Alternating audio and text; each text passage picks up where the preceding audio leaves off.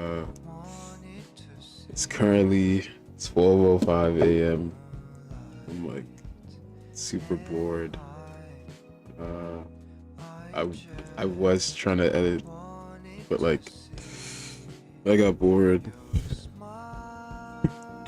and I don't really have any like games to play, so I'm I'm gonna make a shake tutorial or like a tutorial on how I do shakes, and they're not. It's not that crazy. I don't even think they're that good, but I don't know. I guess people want to know about it, so don't come in my comments talking about some his shakes are bad. Why do you want them? It's I'm just doing it because people asked. All right, so yeah, let's jump into that. Uh, First I should probably get like a clip of the song. Let me get a clip of the song.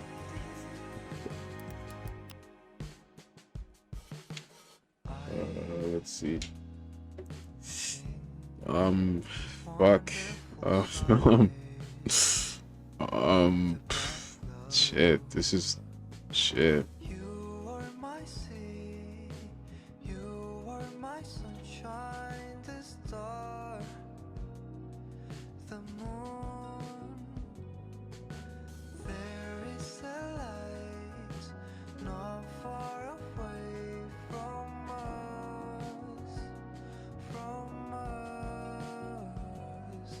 The lights will Yeah, let's go with that. Let's go with this song. All right. Bear with me. Bear with me. Bear with me. Let me twix. I'll jump cut it or something. Just give me a second. Type whatever. Okay. We have the clip. Uh, First things first. Uh, for something like this, for a clip like this, would probably be like something impact. Like most of the time, someone would use this clip would probably be for impact. But if you want good impact shakes, that's not what I'm teaching today. I mean, I could try and do both. I'll try and do both. But I'm gonna show the low frequency shakes that I do, and then I will maybe try and do an impact if it looks good. Hopefully, I don't know, but okay. So first off, clearly the first thing you want to do is put S shake on it. You know.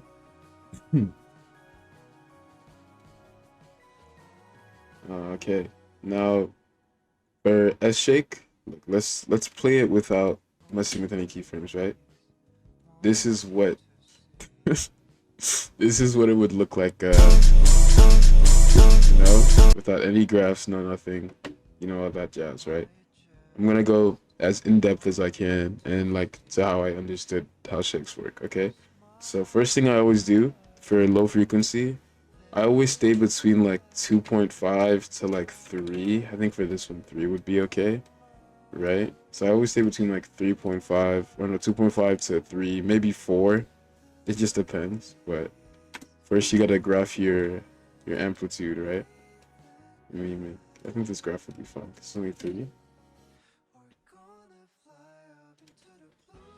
Let's just let it render. Okay, now that's that, right?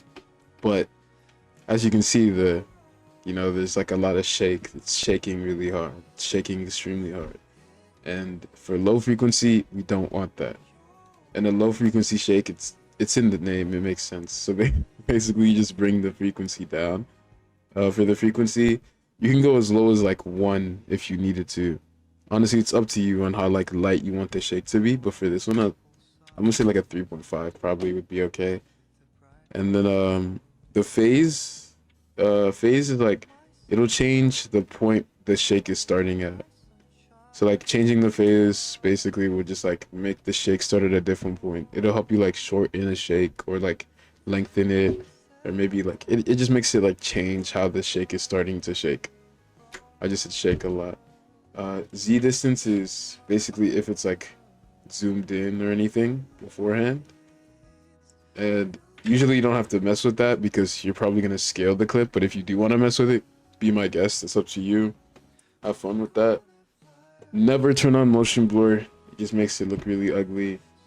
The seed, it also makes the shake start at different points, but like in a different way. It's basically like every second of the shake is a different number in the seed, and if you change the seed, it'll start from that point in the shake. That's kind of confusing. It doesn't make sense, but once you mess around with it more after this tutorial, hopefully, like you'll get it.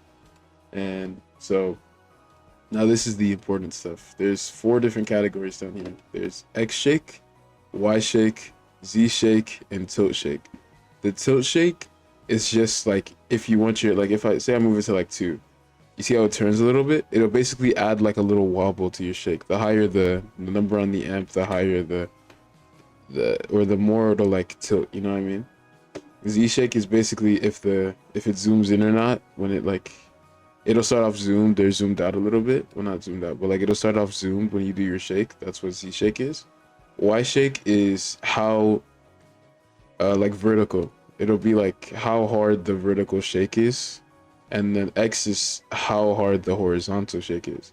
For a scene like this, probably where it's like a zoom in on a character looking upwards, I'd probably do a Y shake on it. So I'd do like 135 on the amplitude for the Y shake. And then the X shake, I'd bring that down to like 10, maybe like 15, probably 15 would be good. And then for Z shake, you don't have to do this. I don't know. I always do this whenever I do shakes, but I'll put my Z shake at like 20. I don't know. It's something that I do. And then sometimes you can tilt it, but for something like this, I don't think there needs to be a tilt. So now let's watch it with like just some stuff changed and see how it came out.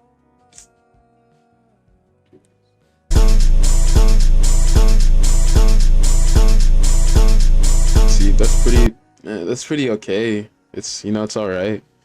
Uh, I think yeah, that's that's about it.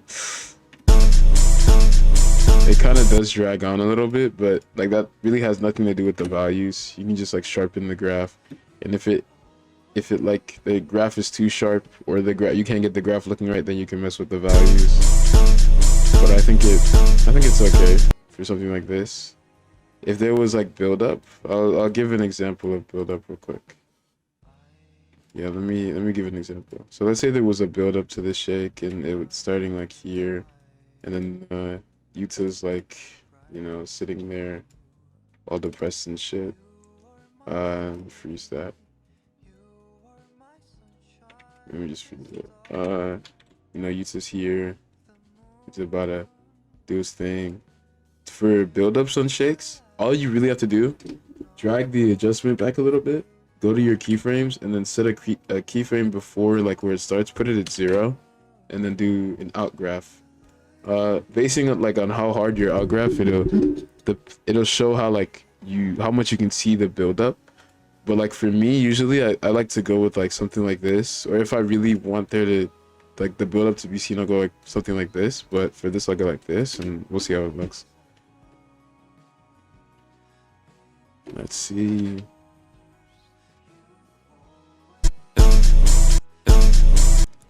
See, now instead of just like the shake starting from here, like how I would earlier, let me show that. Instead of just doing that, you get like a chance to see the build up, you see? And then that's really it. That's really all there is to it. I'll try and make an impact shake for you guys, but impact shakes are not my specialty, but I'll try.